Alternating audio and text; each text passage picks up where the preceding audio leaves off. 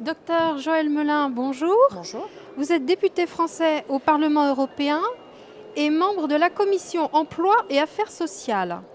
Actuellement, vous travaillez, dans le cadre de cette commission, sur la relance d'un dispositif pour l'emploi qui existe déjà, mais qui est mal connu et semble-t-il inabouti, le dispositif EURES.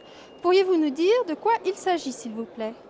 Alors, il s'agit d'un dispositif facilitant la mobilité des travailleurs intracommunautaires à la recherche d'emploi, et cela via un portail informatique à l'échelle européenne, permettant, comme le prévoit l'article 45 du traité de fonctionnement de l'Union européenne, la libre circulation des personnes. Et en l'occurrence, il s'agit de personnes en recherche d'un emploi.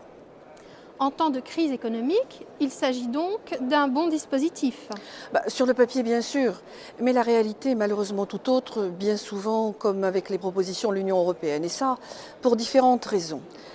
Tout d'abord, le postulat de base qui est tout à fait stupéfiant. Cette mobilité serait motivée par un déplacement transfrontalier parce qu'il y aurait un excédent de postes pourvus dans une région vers une autre qui proposerait aussi de l'emploi.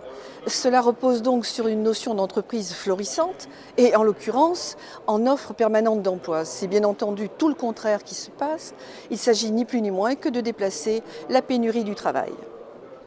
Deuxièmement, cette structure de portail informatique donc, est potentiellement inquiétante. Il s'agit d'un grand fichier informatisé, de plus, entièrement centralisé au niveau européen, auquel auront accès des organismes publics de gestion de l'emploi, comme Pôle emploi en France, mais aussi tous les intervenants privés et de placement ou d'offres d'emploi.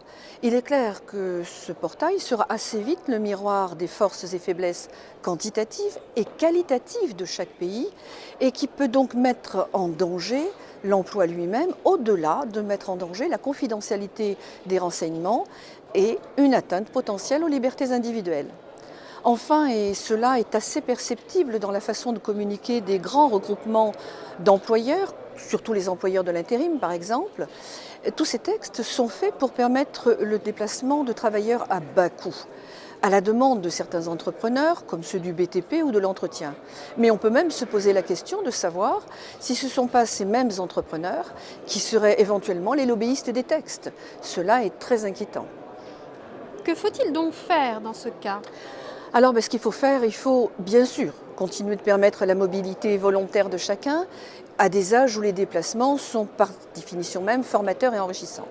Mais pour tous les autres, ceux qui ne souhaitent pas se déplacer, il faut proposer le travail de proximité, le favoriser. Et cela dans des frontières nationales pour éviter une mobilité transfrontalière qui n'est ni plus ni moins qu'un déracinement humain. Chacun sait que, sauf cas particulier, ces déracinements entraînent une existence en demi-teinte, sans repère, ni réconfort familial.